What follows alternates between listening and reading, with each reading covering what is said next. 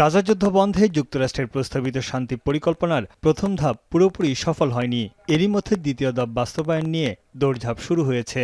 ট্রাম্পের নেতৃত্বে যুদ্ধবিরতির প্রস্তাব দিলেও ইসরায়েল তা লঙ্ঘন করে হামলা অব্যাহত রেখেছে গাজা উপত্যকায়। জিম্মিদের মুক্তির বিনিময়ে গাজার কিছু অংশ থেকে ইসরায়েল সেনা প্রত্যাহার করেছে।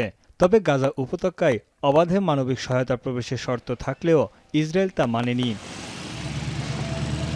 এমন অবস্থায় দ্বিতীয় ধাপের আলোচনার উল্লেখযোগ্য বিষয় গাজায় অন্তর্বর্তী প্রশাসন গঠন এবং আন্তর্জাতিক বাহিনী মোতায়েন। যুদ্ধ অবসানে ট্রাম্পের প্রস্তাবিত শান্তি পরিকল্পনার দ্বিতীয় ধাপ দ্রুতই শুরু হচ্ছে বলে জানিয়েছেন ইসরায়েলি প্রধানমন্ত্রী বেনিয়ামিন নেতানিয়াহু। তবে মূল ইস্যুগুলোর বিষয়ে এখনও সমাধান আসেনি বলেও মন্তব্য করেন তিনি। এ বিষয়ে ট্রাম্পের সঙ্গে আলোচনা করবেন নেতানিয়াহু। ইসরায়েলের প্রধানমন্ত্রীর কার্যালয় জানিয়েছে, আগামী ২৯ ডিসেম্বর মার্কিন প্রেসিডেন্ট ডোনাল্ড ট্রাম্পের সঙ্গে বৈঠকে বসবেন নেতানিয়াহু। আন্তর্জাতিক বাহিনী মোতায়েন সহ দ্বিতীয় ধাপের অগ্রগতি নিয়ে আলোচনা হবে দুই নেতার মধ্যে। I can share with you that the Prime Minister will meet with President Trump on Monday, December 29th. They will discuss the future steps and phases and the international stabilization force of the ceasefire plan. এদিকে ট্রাম্পের শান্তি পরিকল্পনা এগিয়ে নিতে আলোচনার জন্য প্রস্তুত ফিলিস্তিনের স্বাধীনতাকামী সংগঠন হামাস। হামাসের এক শীর্ষ কর্মকর্তা জানান, স্বাধীন ফিলিস্তিনি রাষ্ট্র গঠনের নিশ্চয়তা না পাওয়া পর্যন্ত তারা অস্ত্র সমর্পণের বিষয়ে সিদ্ধান্ত নেবে না। তাদের প্রতিরোধের অধিকার নিশ্চিত করতে হবে। ইসরায়েলের প্রতিশ্রুতি রক্ষার বিষয়েও সন্দিহান হামাস। অন্যদিকে ইসরায়েল ও হামাসের কথায় আশ্বস্ত হতে পারছে না। যুদ্ধবিরতি চলাকালীন তা লঙ্ঘনের অভিযোগ তুলেছে দুই পক্ষই। এদিকে অধিকৃত পূর্ব জেরুজালেমে জাতিসংঘের ত্রাণ সহায়তা দপ্তরে ইসরায়েলি বাহিনী অভিযান চালিয়ে জিনিসপত্র জব্দ করে।